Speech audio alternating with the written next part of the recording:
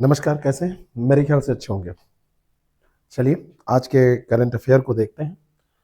लेते हैं पहला सवाल। वाणिज्य और उद्योग मंत्रालय के द्वारा जारी आंकड़ों के अनुसार जनवरी 2026 में 8 प्रमुख उद्योगों के संयुक्त सूचकांक की वृद्धि दर क्या थी? बहुत ही बढ़िया प्रश्न है। 8 जो प्रमुख उद्योग हैं उनमें कोयला, कच्चा तेल, प्राकृतिक गैस, रिफाइनरी उत्पाद, उर्वरक, इस्पात और सीमेंट तथा बिजली ये शामिल किए जाते हैं। इनकी जो जनवरी 2026 में विकास जो समृद्धि दर दर्ज की गई है, ये वृद्धि दर जो दर्ज की गई है, ये 4% दर्ज की गई है। लेकिन पिछले महीने की तुलना में देखा जाए तो ये लास्ट मंथ में 4.7% थी, तो उससे ये कम है। जो दिसंबर 2025 में थी वो 4.7% थी। जनवरी में 2026 में क्या हुई, ये कम हो गई, ये 4% हो गई है। ठीक है। और ये जो सूचकांक जारी किया जाता है ये वाणिज्य और उद्योग मंत्रालय के आर्थिक सलाहकार कार्यालय जिसको बोलते हैं DPIIT, उसके द्वारा मासिक आधार पर जारी किया जाता है। कैसे जारी किया जाता है? इसको मंथली जारी किया जाता है, हर मंथ में इसको जारी किया जाता है। अब एक सवाल यहाँ पर है कि सबसे 8 प्रमुख क्षेत्र के उद्योग हैं, इनमें सबसे अधिक भार किसका रहा है? तो ये सबसे अधिक भार रिफाइनरी उत्पाद का रहा है। जो रिफाइनरी उत्पाद रहा है, रिफाइनरी का सबसे ज्यादा भार रहा है और ये रहा है 28.04%। और सबसे जो कम रहा है वो फर्टिलाइजर का रहा है। उर्वरक भी इसमें शामिल है ना, तो उर्वरक का 2.63% रहा है। तो ये सवाल आपसे पूछा जा सकता है। बस याद यहाँ पर रखिएगा कि ये कोयला, कच्चा तेल, प्राकृतिक गैस, रिफाइनरी उत्पाद, उर्वरक, इस्पात, सीमेंट और इसमें बिजली शामिल है। ठीक है। तो सबसे कम ये 2.6% किसका रहा है? उर्वरक का। और सबसे अधिक रहा है 28.04% ये रिफाइनरी का। अगला जो प्रश्न है, केंद्रीय स्वास्थ्य मंत्री ने हाल ही में टीकाकरण कार्यक्रम में किस मौजूद टीके को बदलने के लिए CRI कसौली में TD वैक्सीन लॉन्च की है? तो ये कौन सा टीका बदल जाएगा? ठीक है। BCG का या टेटनस टॉक्साइड का या पेंटावैलेंट का परिवर्तन हो रहा है या रोटा वायरस? तो इसका सही आंसर है टेटनस टॉक्साइड। केंद्रीय जो स्वास्थ्य मंत्री हैं उनका नाम है JP नड्डा। और JP नड्डा जो हमारे केंद्रीय स्वास्थ्य मंत्री हैं, इन्होंने TD वैक्सीन अभी लॉन्च की है। कौन सी वैक्सीन? TD वैक्सीन लॉन्च की है। और ये जो TD वैक्सीन है, इस TD वैक्सीन में आप ध्यान रखिएगा, ये जो TD वैक्सीन है ये वयस्कों में टेटनस, एक ध्यान रखिएगा, टेटनस और टेटनस के साथ में डिप्थीरिया, टेटनस और डिप्थीरिया इन दोनों के लिए, टेटनस के साथ में डिप्थीरिया दोनों के खिलाफ सुरक्षा प्रदान करती है। तो TD नाम है, टी फॉर टेटनस और डी फॉर डिप्थीरिया, इसके लिए ये सुरक्षा प्रदान करती है। और ये सबसे, अगर आपसे कहा जाए कि WHO के सिफारिशों के अनुरूप है तो आप कहिएगा बिल्कुल उसके मानकों के अनुरूप है, उसकी सिफारिशों के ये अनुरूप है। ठीक है। ये डिप्थीरिया की प्रतिरक्षा समय को कम कर देती है, इसलिए वयस्कों के लिए बूस्टर खुराक के रूप में ये TD वैक्सीन अधिक प्रभावी मानी जाती है। अगर TD वैक्सीन लगा लेंगे तो बूस्टर खुराक के रूप में अधिक ये प्रभावी मानी जाती है। अब एक सवाल जो है, टीकाकरण कार्यक्रम दुनिया में सबसे बड़ा स्वास्थ्य प्रोग्राम भारत के द्वारा चलाया जाता है, जिसकी शुरुआत हुई थी 1985 में। कब शुरू किया गया था? 1985 में। ये जो है कसौली में डेवलप किया गया है। कसौली कहाँ पड़ता है ये भी आपको जानना जरूरी है। ये कसौली पड़ता है हिमाचल प्रदेश में। कहाँ पड़ता है? हिमाचल प्रदेश में। और ये टीकों के उत्पादन और अनुसंधान के क्षेत्र में कार्य करता है। प्रधानमंत्री नरेंद्र मोदी ने मेरठ की किस स्टेशन से मेरठ मेट्रो सेवाओं और नमो भारत ट्रेन को हरी झंडी दिखाकर रवाना किया है? बताइए, बहुत ही बढ़िया प्रश्न है। मोदीपुरम, मेरठ साउथ, शताब्दी नगर या बेगमपुर? कहाँ से किया है? बेगमपुर से किया है या शताब्दी नगर से या मोदीपुरम या मेरठ साउथ से? तो यहाँ पर एक पड़ता है शताब्दी नगर। ये मेट्रो स्टेशन है। मेरठ मेट्रो सेवाओं का उद्घाटन, नमो भारत ट्रेन, दोनों का उद्घाटन ये कहाँ से किया गया है? शताब्दी नगर नमो भारत स्टेशन से इसको किया गया है। क्या नाम है इसका? शताब्दी नगर नमो भारत, नमो मतलब नरेंद्र मोदी, नमो भारत स्टेशन, यहाँ से इसका उद्घाटन किया गया है। और मेरठ मेट्रो भारत की पहली ऐसी मेट्रो सेवा है जो बुनियादी ढांचे पर संचालित होगी जिस पर नमो भारत ट्रेन चलती है। उसी पर वो चलेगी। बात समझ में आ रही है। नमो भारत ट्रेनों की डिजाइन जो की गई है वो 180 किलोमीटर पर आवर, इतनी स्पीड से ये चल सकती है ना। और ये लगभग जो परिचालन है वो 160 किलोमीटर से ये चल भी रही है, ये भी ध्यान रखिएगा। ये जो है ये 160 किलोमीटर पर आवर की स्पीड से चल भी रही है, ठीक है। तो ये मोस्ट इंपॉर्टेंट है। पहला जो शुरू किया जाएगा वो दिल्ली गाजियाबाद मेरठ के बीच में शुरू किया जाएगा। दिल्ली गाजियाबाद मेरठ, दिल्ली गाजियाबाद और मेरठ के बीच में ये शुरू किया जाएगा और ये 82 किलोमीटर ये लंबा होगा। 82 किलोमीटर ये लंबा होगा। राष्ट्रीय राजधानी क्षेत्र परिवहन निगम NCRTC के द्वारा इसको क्रियान्वित किया जाएगा। और जो मेट्रो है ये मेट्रो चलेगी 120 किलोमीटर प्रति घंटा से, 120 किलोमीटर प्रति घंटा की गति से ये चलेगी। अगला जो प्रश्न है, भारत AI इम्पैक्ट समिट 2026 के दौरान कौन सा देश कृत्रिम बुद्धिमत्ता के प्रभाव पर नई दिल्ली घोषणा पत्र का 89वां 89वां हस्ताक्षरकर्ता बना है? कौन सा देश है? AI इम्पैक्ट समिट 2026 के दौरान क्या बना है? ये कृत्रिम बुद्धिमत्ता के प्रभाव पर नई दिल्ली घोषणा पत्र पर हस्ताक्षर करने वाला 89वां देश बना है। 89वां देश बना है। तो ये देश है आपका बांग्लादेश। कौन सा देश है? बांग्लादेश। मोस्ट इंपॉर्टेंट ये क्वेश्चन है, काफी अच्छा है। और ये जो घोषणा पत्र है ये सर्वजन हिताय सर्वजन सुखाय है ना, सर्वजन हिताय सर्वजन सुखाय, जो AI के लाभों को व्यापक बनाने पर बल देने की बात है, इस पर यह आधारित है। ये मूल सिद्धांत है सर्वजन हिताय सर्वजन सुखाय। आपसे ये भी सवाल पूछा जा सकता है। और AI मिशन को सरकार के द्वारा 10,300 करोड़ रुपए से अधिक के बजट के साथ अनुमोदित किया गया है, जो भारत का AI मिशन है। और Bharat global partnership on artificial intelligence का संस्थापक सदस्य है ना। और ये राष्ट्रीय स्तर पर AI रणनीतियों को आकार देने का कार्य कर सकता है, ठीक है। तो AI के नैतिक और सुरक्षित उपयोग पर यह केंद्रित है घोषणा पत्र। मोस्ट इंपॉर्टेंट है AI इम्पैक्ट समिट 2026 का ये घोषणा पत्र है, उसका कैसे नैतिक और सुरक्षित उपयोग किया जाए। और इसको बोल रहे हैं कृत्रिम बुद्धिमत्ता के प्रभाव पर नई दिल्ली घोषणा पत्र।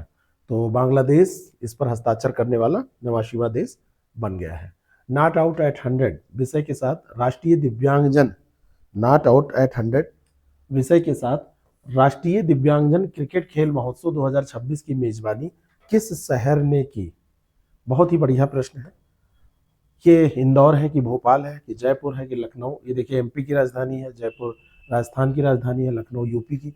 यहाँ का सबसे स्वच्छ शहर है इंदौर पूरे भारत का। तो ये कहाँ पर हुआ है? भोपाल। राष्ट्रीय दिव्यांगजन क्रिकेट खेल महोत्सव 2026 की मेजबानी किसने की है? भोपाल ने। उद्घाटन किसने किया? मुख्यमंत्री वहाँ के, ठीक है। और इसका उद्देश्य था 100 घंटे तक लगातार क्रिकेट खेल कर एक नया रिकॉर्ड स्थापित करना। 100 घंटे तक लगातार क्रिकेट खेलकर रिकॉर्ड स्थापित करना और दिव्यांगों के कौशल को प्रदर्शित करना, ठीक है। यहाँ पे ध्यान रखिएगा, सुगम्य भारत अभियान 2015 और दिव्यांगजन अधिकार अधिनियम 2016 भारत में दिव्यांगों के सशक्तिकरण के लिए प्रमुख कानूनी ढांचे हैं, ठीक है। भोपाल के तात्या टोपे नगर स्टेडियम और ऐशबाग स्टेडियम मध्य प्रदेश के प्रमुख रेल केंद्र हैं जहां इस तरीके के आयोजन होते हैं। अगला जो प्रश्न है उसका उत्तर दीजिएगा। राष्ट्रव्यापी अभियान बढ़ना है तो यहाँ जुड़ना है किस डिजिटल प्लेटफॉर्म को बढ़ावा देने के लिए शुरू किया गया है? अगर बढ़ना है तो जुड़ना है। E-Shram portal, skill India digital hub, NCS portal या स्वयं पोर्टल? तो ये जो है ये स्किल इंडिया डिजिटल हब, जिसको बोलते हैं SIDS, सिद्ध, है ना, इसको बढ़ावा देने के लिए राष्ट्रव्यापी अभियान ये चलाया गया है कि बढ़ना है तो यहाँ जुड़ना है, ये शुरू किया गया है। इसके जो ब्रांड एम्बेसडर बनाए गए हैं ये बहुत इंपॉर्टेंट है। इसके जो ब्रांड एम्बेसडर हैं, ब्रांड एम्बेसडर याद रखिएगा, ये अमिताभ बच्चन को भी इसमें शामिल किया गया है। अमिताभ बच्चन को भी शामिल किया गया है। अब युवाओं को प्रोत्साहित करना है तो अमिताभ बच्चन जी से युवा कोई और है नहीं, उनको शामिल किया गया है। बात ये नहीं है कि वो युवा है कि नहीं, अभी उनके में जोश देखिए कितना है। स्किल इंडिया डिजिटल हब एक व्यापक डिजिटल प्लेटफॉर्म है जो कौशल प्रशिक्षण, नौकरी के अवसर और उद्यमिता सहायता ये प्रदान करने का कार्य करता है, ठीक है। जो स्किल इंडिया मिशन है इसकी शुरुआत 2015 में हुई थी, 15 जुलाई 2015, मोस्ट इंपॉर्टेंट डेट है, 15/7/2015, इसको याद रखना है आपको। कौशल विकास और उद्यमिता मंत्रालय के द्वारा की गई थी, MSD के द्वारा इसको किया गया था। पीएम मोदी की हालिया घोषणा के अनुसार राष्ट्रपति भवन में एडविन लुटियंस की प्रतिमा की जगह किसकी प्रतिमा लगाई जाएगी? राष्ट्रपति भवन में पहले जो ब्रिटिश वास्तुकार थे एडविन लुटियंस, उनकी प्रतिमा लगी हुई, अभी भी लगी हुई है, तो उसको हटाकर अब प्रतिमा लगाई जाएगी सी राजगोपालाचारी की। किसकी प्रतिमा लगाई जाएगी? सी राजगोपालाचारी की, जिनको राजा जी कहा जाता था। स्वतंत्र भारत के पहले गवर्नर जनरल और पहले भारत रत्न भी है, भारत रत्न इनको दिया गया 1954 में, और स्वतंत्र भारत के पहले गवर्नर जनरल ये थे। ठीक है, स्वतंत्र पार्टी की स्थापना भी इन्होंने की थी। इनकी जो पार्टी थी वो स्वतंत्र पार्टी नाम था। मद्रास प्रेसिडेंसी के सीएम के तौर पर इन्होंने काम किया था, मद्रास के ये सीएम भी रहे थे। ठीक है, 1929 में राष्ट्रपति भवन बनकर तैयार हुआ था। कब तैयार हुआ था? 1929 में। और इसको पहले कहा जाता था वायसराय हाउस। इसको क्या कहा जाता था पहले? वायसराय हाउस के रूप में इसको जाना जाता था। और लुटियंस की दिल्ली आपने सुना होगा, एडविन लुटियंस और हार्वर्ड बेकर, ये नई दिल्ली के मुख्य वास्तुकार थे। राष्ट्रपति भवन और संसद भवन का जो डिजाइन था वो इन्होंने, एक तो याद रखिएगा हार्वर्ड बेकर, हार्वर्ड बेकर इनका नाम भी याद रखना है, हार्वर्ड बेकर और एडविन लुटियंस, ये दो लोगों ने राष्ट्रपति भवन और संसद भवन का डिजाइन पूरा तैयार किया था। हाल ही में किस मणिपुरी फिल्म ने सर्वश्रेष्ठ बाल और पारिवारिक फिल्म के लिए बाफ्टा पुरस्कार जीता है? बहुत ही बड़ी बात है ना। Loktak, Lairembee, Boong, Ishanou, to kill a tiger. तो एक फिल्म है बूंग, है ना, लक्ष्मी प्रिया देवी द्वारा इसको निर्देशित किया गया है। लक्ष्मी प्रिया देवी ने इसको निर्देशित किया है। ठीक है, और बाफ्टा पुरस्कारों में सर्वश्रेष्ठ बाल और पारिवारिक फिल्म का खिताब इसने जीता है। किस श्रेणी में? बाल व पारिवारिक फिल्म, पारिवारिक फिल्म का पुरस्कार इसने जीता है। ठीक है, पूर्वोत्तर भारत की कहानियों को वैश्विक मंच पर लाने का ये एक बहुत बड़ा प्रयास है ना। बाफ्टा क्या है? British academy of film and television awards. 1947 में जो बाफ्टा है इसकी जो स्थापना हुई थी, जब भारत आजाद हुआ था उस समय, भारत में नहीं, बाफ्टा कहाँ का पुरस्कार है बताइए? British academy of film and television arts. ये 1947 में वैश्विक सिनेमा के सबसे प्रतिष्ठित पुरस्कारों में से एक माना जाता है। और मणिपुर सिनेमा अपनी यथार्थवादी कहानियों के लिए जाना जाता है, और अरिबम श्याम वर्मा जैसे दिग्गज अंतर्राष्ट्रीय पहचान वाले लोग वहाँ पर आपको मिल जाएंगे। ठीक है, तो ये भारतीय क्षेत्रीय सिनेमा की बढ़ती एक वैश्विक पहुंच को दर्शाने वाली चीज है। कौन सा पूर्वोत्तर राज्य पहले पूर्वोत्तर चावल महोत्सव विरासत के दाने की मेजबानी कर रहा है? विरासत के दाने इसकी मेजबानी कर रहा है, तो यह है नागालैंड। कौन है? नागालैंड। पूर्वोत्तर चावल महोत्सव विरासत के दाने, इसकी मेजबानी यह नागालैंड कर रहा है। और पारंपरिक चावल की किस्मों और बीज संरक्षण की तकनीकों को बढ़ावा देना इसका उद्देश्य है।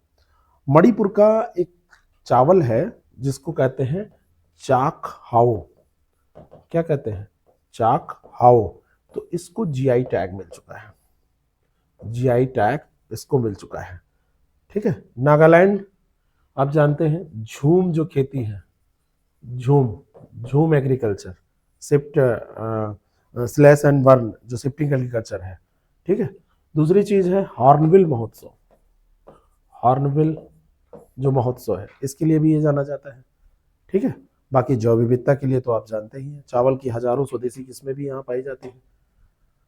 15वीं भारतीय छात्र संसद में राज्य विधानसभाओं के प्रदर्शन का मूल्यांकन करने के लिए राष्ट्रीय विधायी सूचकांक बनाने का प्रस्ताव किसने रखा? ओम बिरला, विजेंद्र गुप्ता, राहुल नार्वेकर और सतीश महाना। किसने रखा है? तो ओम बिरला तो हमारे लोकसभा के अध्यक्ष हैं, विजेंद्र गुप्ता ये दिल्ली विधानसभा के अध्यक्ष हैं, सतीश महाना यूपी विधानसभा के अध्यक्ष हैं। इन्होंने रखा है, दिल्ली वालों ने। ठीक है ना। 15वीं भारतीय छात्र संसद के दौरान ये प्रस्ताव पुणे में ये हुई है। कहाँ पर हुई है? ये हुई है पुणे में। और पुणे में हुई है। यहाँ पर इन्होंने ये प्रस्ताव रखा है कि विधानसभाओं के प्रदर्शन मूल्यांकन के लिए राष्ट्रीय विधायी सूचकांक ये जारी किया जाए। ठीक है। और भारतीय संविधान के अनुच्छेद 178 में विधानसभा अध्यक्ष और उपाध्यक्ष के पद का वर्णन है। जो विधानसभा के अध्यक्ष और उपाध्यक्ष होते हैं, ये आर्टिकल 178 में इसका जिक्र किया गया है। और जो दिल्ली है, 69वें संविधान संशोधन अधिनियम जो 1991 है, उसके द्वारा दिल्ली को विशेष राज्य का दर्जा देते हुए आर्टिकल 239 ए के तहत यहाँ पर विधानसभा का गठन, दो ही जगह तो है, दिल्ली और पुदुचेरी। ठीक है। और तीसरा आपका ये है जम्मू कश्मीर, बाकी तो कहीं पे यूटी में विधानसभा नहीं। ठीक है। तो इन्हीं ये दो विधानसभाएं ध्यान रखिएगा। तो 239 ए के तहत विधानसभा गठन का अधिकार दिया गया था कि दिल्ली को विशेष दर्जा मिला था उसी के तहत 69वें संविधान संशोधन अधिनियम 1991 के द्वारा। तो ये रहा आज का करंट अफेयर। आप इसको डेली अगर फॉलो करते हैं तो आपकी तैयारी इस तरीके की हो जाती है कि आप कोई भी परीक्षा देंगे तो आप अच्छे से अच्छा प्रदर्शन करेंगे। मिलते हैं फिर नेक्स्ट डे अगले करंट अफेयर के साथ। रेगुलर इसको फॉलो करेंगे तो किसी दिन का छूटेगा नहीं। अगर किसी दिन सेशन नहीं होता है तो आगे उसको शामिल कर लिया जाता है। Thank you so much.